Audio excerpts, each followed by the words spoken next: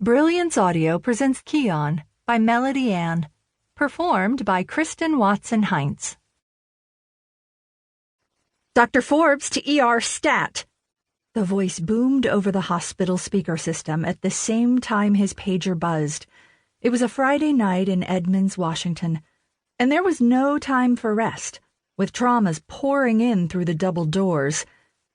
Kian was a trauma surgeon, and he loved the knowledge that he was capable of saving a life other doctors couldn't. And when it came to the kids, he had an extra wide soft spot. Yes, he'd seen enough trauma to last a lifetime, but the hope that he could save one more child kept him moving forward. Kian swept through the corridors of the hospital as he thought about the fact that he was grateful to only work the night shift once a month. He paid his dues on nights, and now enjoyed only being called in for special cases. But there was nothing that got his blood pumping more than a Code 3 ambulance coming through the doors. It wasn't uncommon for the ER physician to consult with the surgeons, especially in cases of trauma. Kian screeched to a halt in the entrance to the busy ER as he glanced at the heavy commotion of hospital staff scurrying to and fro as patients rushed through the hospital doors. For a weekend night in suburban Seattle, this was nothing new. When he scanned the trauma bay, his heart lodged in his throat. Kian found a very pregnant woman lying on a stretcher covered in red as a highly capable staff did all they could to help her.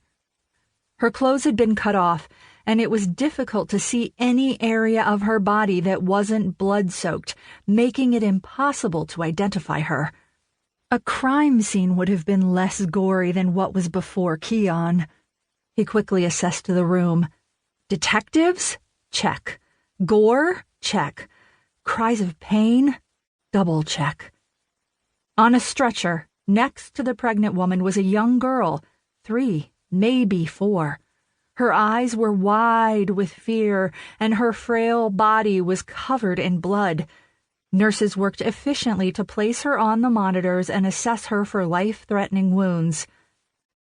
We have a 28-year-old female, 7 months pregnant, with approximately 15 to 18 stab wounds in the chest, neck, and abdomen.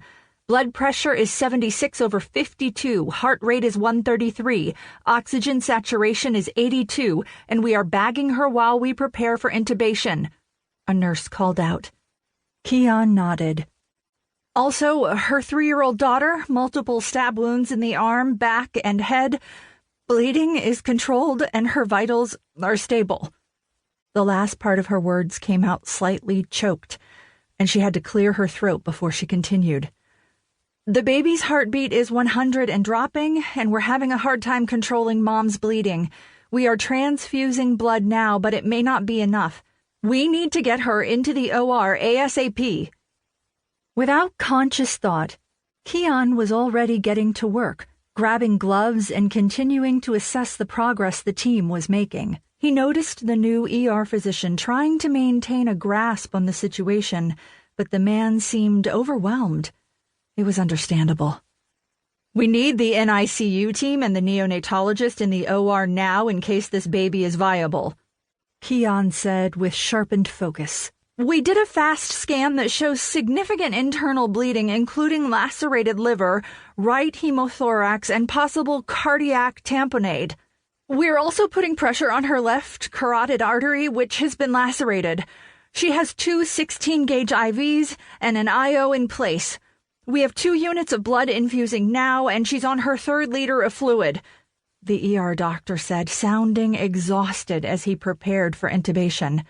It's not enough. We need to get her into the OR and open her up, Kian replied.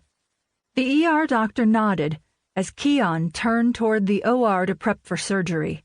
Just then, the woman gasped, and he felt her fingers gripping his arm.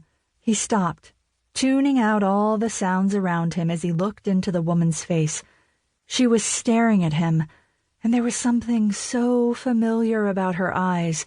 He was trying to put it all together, but it was just on the edges of his memory.